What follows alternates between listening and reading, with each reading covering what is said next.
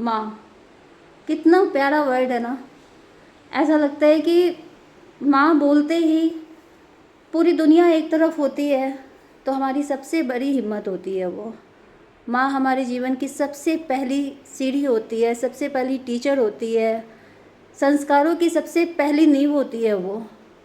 उनके रहने के साथ हमें ये लगता है कि हमें पूरी दुनिया की ज़रूरत नहीं है। हम उनके लिए लड़ भी सकते हैं, बोल भी सकते हैं, और उनके आगे हमें कुछ बताने की ज़रूरत नहीं होती है।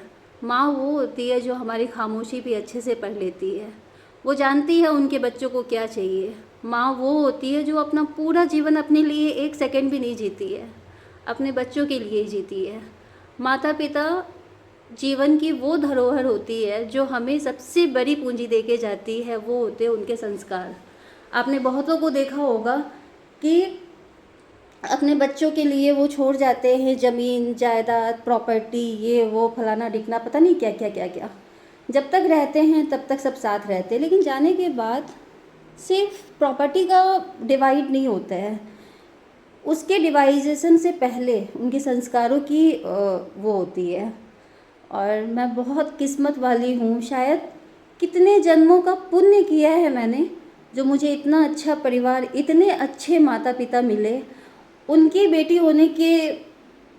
होने से मेरा आधा पाप कर्म तो वैसे ही चला गया, क्योंकि ऑनेस्टी के एक लेवल थे मेरे पिताजी। ईमानदारी के वो नींव थे जो पूरे घर में नहीं, पूरे समाज में, परिवार में जाने जाते थे।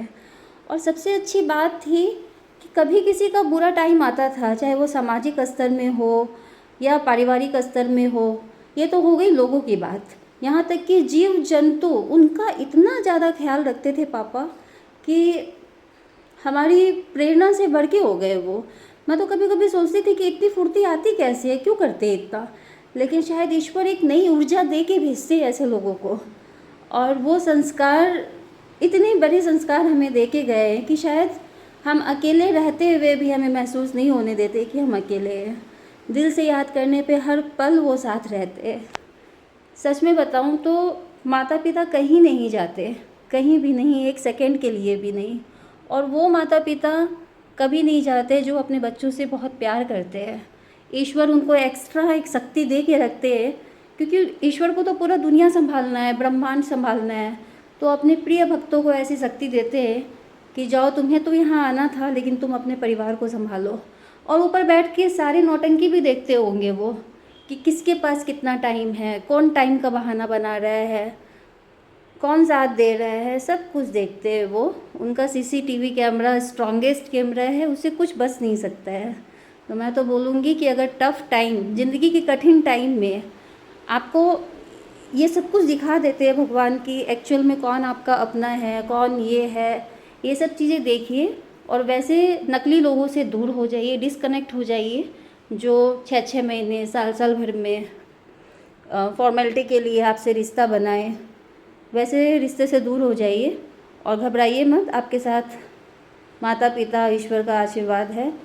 वो आप समुद्र भी पार करेंगे तो वो आपको हाथ पकड़ के निकाल लेंगे वहाँ से। लोग काम नहीं आते, कोई भी इंसान, कोई काम नहीं आता है। बुरे टाइम में सबसे पहले भगवान का नाम याद आता है। भगवान गिराते हैं ना तो वो संभालते भी हैं, उठाते भी हैं। बस, थैंक यू।